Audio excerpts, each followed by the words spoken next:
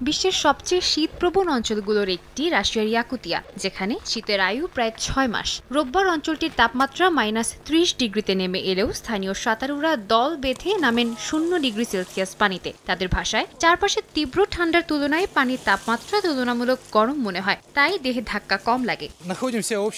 মনে হচ্ছে সারা গায়ে কেউ সুই বিধিয়েছে। পানিতে থাকা অবস্থায় কিছুটা সয়ে গেলেও বের হওয়ার সাথে সাথে প্রচন্ড অস্বস্তি বোধ হচ্ছে। এখন আমাদের মূল উদ্দেশ্য দ্রুত গরম জামা পরা।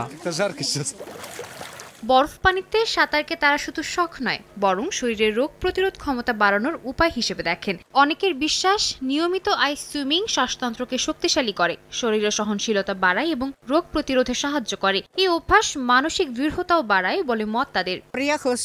আমি দক্ষিণ কোরিয়া থেকে এসেছি। এই প্রথমবার বাস্তবে শীতকালের বরফ ঠান্ডা পানিতে সাঁতার কাটতে দেখছি। এখন মনে হচ্ছে মানুষের জন্য আসলে কিছুই অসম্ভব না।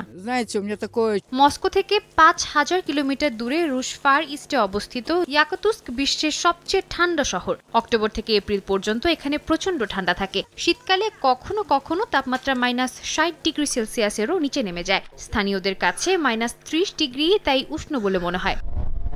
সাদিয়া তাসনিম, সময় সংবাদ।